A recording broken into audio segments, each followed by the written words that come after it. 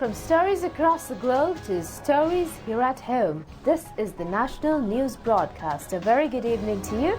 I'm Sharifa Tahir. A very good evening indeed. I'm Charity Minipuralaji. And now let's move on to the headlines for tonight's news.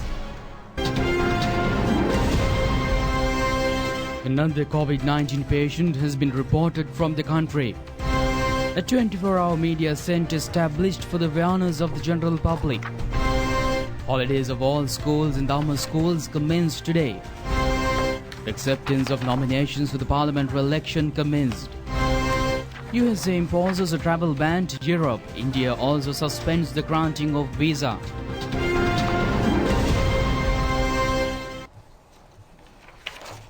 We move on to those and other stories in detail now. A look at local news first.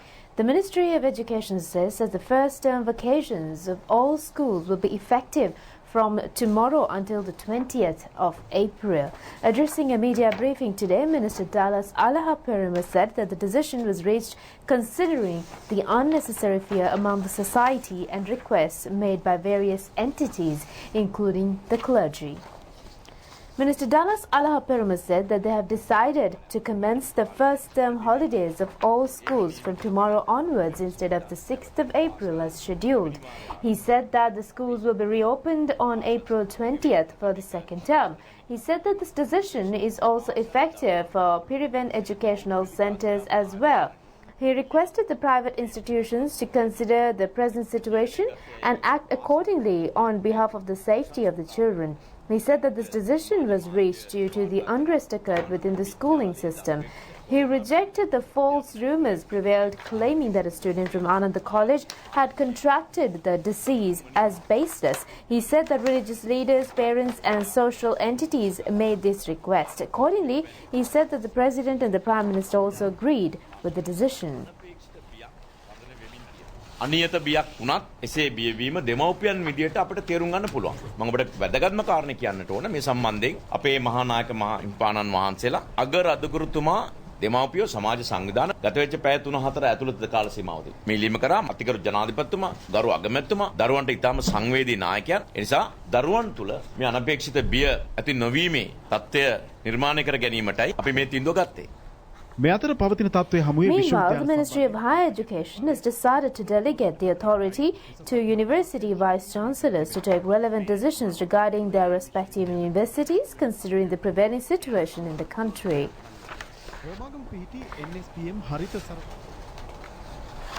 And meanwhile, the White House announced Wednesday that non-US citizens won't be allowed to travel from Europe to the US for 30 days in an unexpected attempt to stop the spread of the new coronavirus. The travel suspension won't apply to the United Kingdom. The White House had to roll back key details in a speech made by U.S. President Donald Trump on Wednesday, where he announced a travel ban on Europe to the U.S. in response to the coronavirus. In a rare Oval Office speech, Trump said all travel would be banned and all trade and cargo. After triggering confusion, the president was forced to clarify his statement in a tweet moments later that, quote, trade will in no way be affected and that the restriction stops people, not goods. It's also not a complete travel ban. The sweeping measures do restrict the movement of people from 26 European countries, but does not apply to U.S. permanent residents. In his speech, Trump also pulled no punches in pointing the finger at Europe, saying they were partly to blame for the spread of the virus in the U.S. The European Union failed to take the same precautions and restrict travel from China and other hotspots. As a result, a large number of new clusters in the United States were seeded by travelers from Europe. The travel order will also not apply to the United Kingdom, which has over 450 cases of the virus, as well as Ireland, which has over 40 cases. The president's re-election this November could hinge on how well he responds to the crisis. In his Wednesday speech, Trump stopped short of calling it a national emergency. He also denied the pandemic was a financial crisis, but in the same breath, unveiled a list of measures that include providing relief for workers and business affected by the coronavirus. This is not a financial crisis. This is just a temporary moment of time that we will overcome together as a nation and as a world. Tonight, I am announcing the following additional actions. I am instructing the Small Business Administration to exercise available authority to provide capital and liquidity to firms affected by the coronavirus. U.S. stock market futures fell after the speech, more than 4%, and oil prices immediately tumbled, as already skittish investors were unnerved by news from the White House ordering federal health officials to treat dozens of virus-related meetings as classified. Coronavirus cases stood over 1,000 in the U.S. on Wednesday, as the World Health Organization declared the wider global outbreak a pandemic. After the speech, Trump also canceled campaign events in Nevada and Colorado this week over virus fears. In the meantime, the second person to contract the coronavirus in the country was identified today. The second person had reportedly stayed with the first infected Sri Lankan, who is currently being treated at the Infectious Disease Hospital in Angoda. Director General of Health Services, Dr. Anil Jasinger, confirmed on this regard this evening. The patient is a 44-year-old. He was admitted to the Infectious Disease Hospital in Angoda for treatment. Director General of Health Services, Dr. Anil Jasinger, said that these two patients are working as tour guides. He said that the second patient, who was identified today, had contracted the disease from the first patient. The first Sri Lankan COVID-19 patient is currently receiving treatments at the Infectious Disease Hospital. The Health Ministry said that the post-examinations will be carried out to identify the people who have affiliated with the patients since they were contracted with the disease. 20 other suspicious cases are currently receiving treatments at the IDH and other hospitals. Another two persons admitted to the Polonnaruwa General Hospital after suffering from fever have been transferred to the IDH today. One of them had been directed to the quarantine facility in Kandakadu, Polonnaruwa several days ago. Meanwhile, police headquarters have rejected false rumors spreading across social media platforms, citing that coronavirus infection cases have been detected from several areas in the country. The police have requested the general public not to be deceived by such false rumors. Issuing a statement, the police said that legal action will be taken against perpetrators who are responsible for the spread of such false rumors. Sri Lanka Army Commander Lieutenant General Shavendra Silva requested the public not to be misled by false rumors. He said that public can acquire relevant information from contacting Sri Lanka Army telephone number 011-309-0502. He said that the Sri Lanka Army will do the utmost to prevent the spread of the disease. යම් කිසි දෙයක් අපි දැනගන්න ලැබුණොත් corona හා සම්බන්ධව අපි ඒක වහාම ශ්‍රී ලංකාවාසී ජනතාවට දැනගන්න ලක් කරනවා. මොකද රටේ ඉන්න ජනතාවගේ අයිතියක් තියෙනවා හරි දේ දැනගන්න. ඉතින් අපි මේක වහලා කරන දෙයක් නැහැ. දකුණු කොරියාව ඉරාන Quarantining of the persons arriving from South Korea, Italy and Iran is still in progress. 931 persons have been located in the quarantine facilities in the country. 250 persons were admitted to the facilities today. Another group of persons were directed to the Diatalava quarantine center last night, apart from the quarantine facilities in Batticaloa and Polonnaruwa. The relevant authorities are on alert to detect the symptoms of the resident persons for coronavirus at the centers. Post-examinations have also been made over the persons who have arrived from China. The government initiated an awareness program for the state officials today over the prevention from COVID-19 virus, best practices, the remedial treatments. The first program was held at the Presidential Secretariat. The future programs will be held continuously, targeting state and private sectors. Ministry of Labour Relations said that a special task committee to prevent from the disease and create awareness on the workers, and the aim of the project is to limit the adverse impacts on the economy.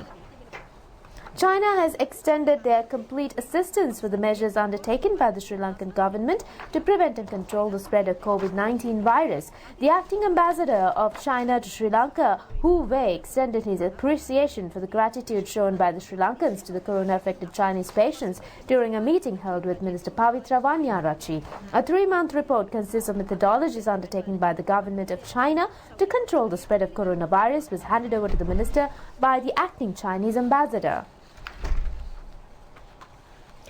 And meanwhile, chairman of the Civil Aviation Authority, G.A. Chandasri, says that all necessary measures are being followed at 5 major airports in Sri Lanka to prevent the spread of the COVID-19.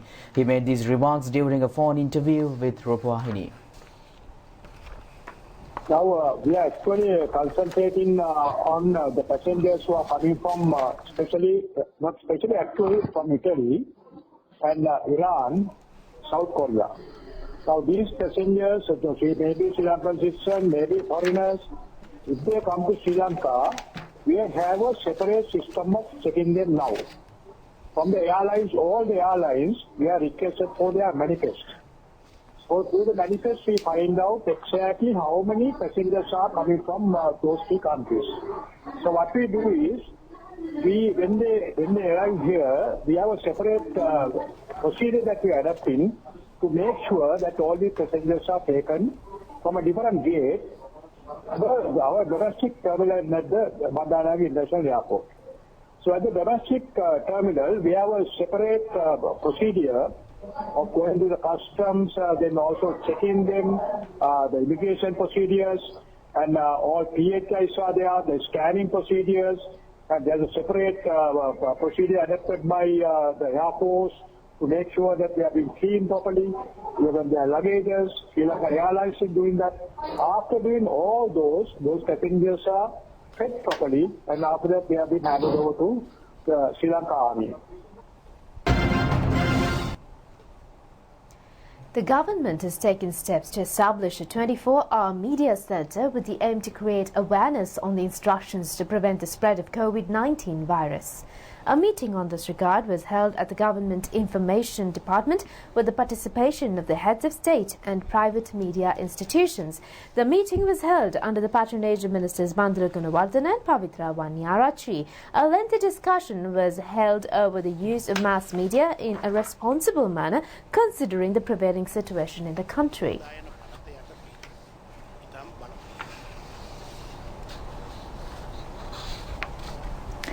Bars and shops across Italy were closed on Thursday as tougher restrictions were added to an already severe lockdown aimed to fight coronavirus contagion. Milan Central Station at rush hour. It's eerily empty. And it's the same situation in many parts of Rome. Deserted streets telling the story of a country on lockdown. Now bars and shops across Italy are closed as tougher restrictions have been brought in to fight coronavirus contagion. In a dramatic televised speech on Wednesday, Prime Minister Giuseppe Conte said all shops would be shuttered except supermarkets, food stores and chemists. Companies have been told to close all non-essential departments. On Thursday morning, queues of people lined up outside supermarkets waiting to stock up on food. Limited numbers are allowed inside and people have to keep a 1-metre distance at all times. Tourist sites like the Colosseum remain empty. Confirmed cases of the virus in Italy rose to nearly 12,500 on Wednesday, with 827 deaths. But on one balcony in Turin, locals struck a note of optimism, with this banner reading, "Everything will be all right." And meanwhile, handing over of the nominations for the 2020 parliamentary election was commenced today. Political parties and independent groups in several districts handed over their nominations today. The process to hand over the nominations will be concluded on March 19th.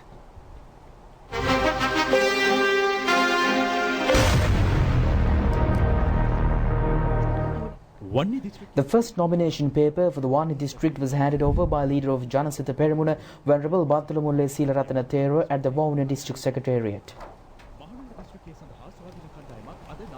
An independent group has handed over their nominations for the Kandy district today. Representing the group, Amit Veer Singh handed over the nominations to the returning officer of Kandy, Tissa Karunaratne. 5 independent groups have made their deposit to contest from Puttalam district. 1 independent group handed over their nominations at Puttalam district office. Sri Lanka Socialist Party handed over their nominations at district secretariat for the Galle district today. 5 independent groups have handed over their nominations to contest from Jaffna district today.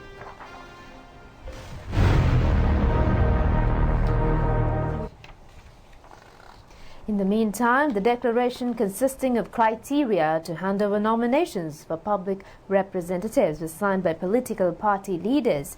The event was organized by the March 12 movement. The ceremony was held at the BMICH premises today.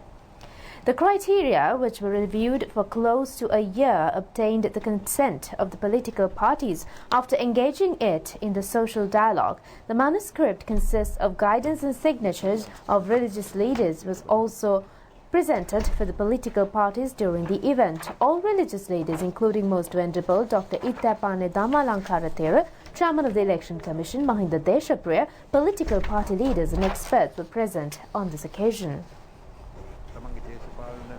Former Speaker Karujaya Suri said that suitability of the candidate should be considered before electing a candidate to the parliament despite political emotions. Chairman of the Election Commission, Mahinda Deshapriya, said that the media has not highlighted on the limited time frame to carry out non-constitutional procedures, including the enforcement of the laws. He said that unlike the presidential election, they have limited time plan the parliamentary election.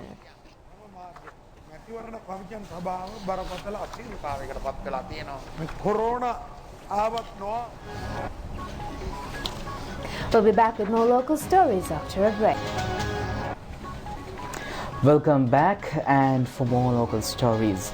Actor Tom Hanks said on Today that he and his wife Rita Wilson have both tested positive for the coronavirus in Australia. Actor Tom Hanks says he and his wife Rita Wilson have the coronavirus. The actor said on social media that they have both tested positive for the virus in Australia. The 63-year-old actor says that he and Wilson are working on a film in the country and were tested after noticing symptoms. He told followers, quote, "We felt a bit tired, like we had colds and some body aches. Rita had some chills that came and went, slight fevers too. And that to play things right, as is needed in the world right now, we were tested for the coronavirus and were found to be positive." Hanks said that he and Wilson would be tested, observed, and isolated for as long as public health and safety requires. The New York Times reported that Hanks was in Australia to film a movie about the life of Elvis Presley, in which he plays the rock legend's manager, Colonel Tom Parker. It was not immediately clear if filming would be postponed. And meanwhile, the President has requested the heads of the field of research to conduct research on how to hoist Sri Lanka, which is a small country, small economy and a nation with a small population, to a higher development status. With a knowledge-based economy in today's world, the development of the nation's economy should be carried out, centering the workforce which could be easily trained in the country. President Gotabaya Rajapaksa made these remarks during a meeting held with the chairman and members of the director boards of many institutions in the research field at the Presidential Secretariat today. This is the 4th meeting of the series of meetings to create awareness among the heads of state institutions on the Vision to Prosperity and Splendor policy statement. Heads of many research institutions, including Hector Kobak Agricultural Research and Training Institute, National Science Foundation, Arthur C. Clarke Technology Science Center, Post Harvest Technology Institute. The President emphasized the conducting of efficient research for the development of all fields in the socio-economic process is a major factor of economic growth. President Gotabaya Rajapaksa said that inquiry should be made to determine the reason behind the low position of the nation in development as a country which provides free education, free health service and welfare facilities. He said the reason behind the concern is that outcomes of these services have not reached the public in an efficient manner, which has led to the poverty-stricken status of the country. He said that researches should be carried out to determine how the small countries have achieved high development growth. The president said that researches should be conducted to learn how to distribute benefits to the public as well as farmers, fisheries, communities and the other fields and sectors. He said that a digital platform should be set up to provide organic fertilizer for the farmer community.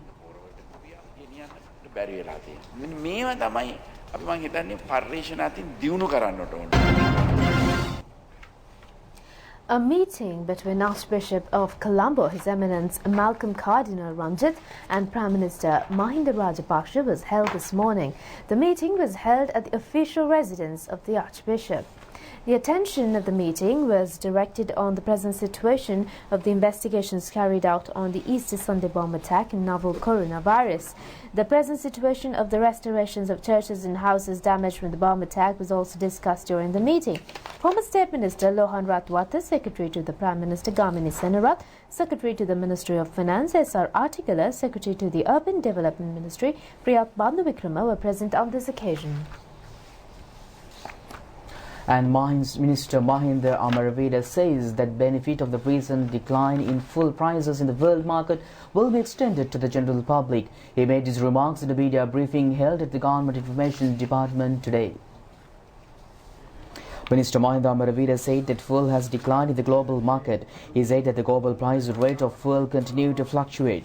He said that they are expecting to reach a decision on how to extend the benefit to the decline in fuel prices to the public. And now let's move on to a few court stories in brief. The Court of Appeal has postponed further consideration of the petition filed by 4 individuals, including former Minister Ravi Karnanayaka and owner of Perpetual Treasuries, requesting to issue a writ order revoking the warrants issued by the Colombo Fort Magistrates Court, preventing their arrest until tomorrow. Meanwhile, Colombo High Court Judge Kehan Kulatunga ordered today to further remand former parliamentarian Sajjan Vaskunawardena, alleged to have acquired more than 300 million assets through illegal means during his parliamentary tenure until tomorrow. The former parliamentarian, who was released on bail, was ordered to be remanded according to a complaint received for allegedly influencing a witness relevant to the court case.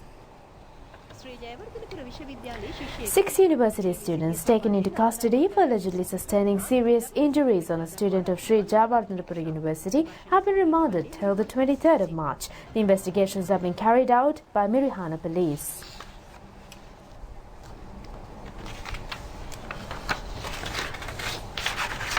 And meanwhile, Lieutenant Chandra Prasad Hettiarachchi says that top brass of the Criminal Investigation Department influenced him and his wife to provide false evidence before the court over former Defence Secretary President Gotabaya Rajapaksa and former Commander of Sri Lanka Navy Wasantha Karunagoda.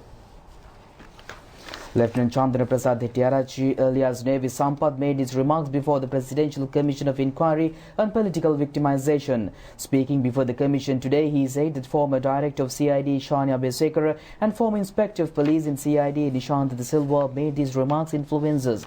The wife of Lieutenant Chandra Prasad Hettiarachchi, Chaturika Nadeshwani Veera Vikrama, expected to record a special statement with the commission on April 1st. Lieutenant Chandra Prasad Hettiarachchi has been charged in connection to the alleged abduction and disappearance of 11 persons. Stay tuned for international news at the other side of this break.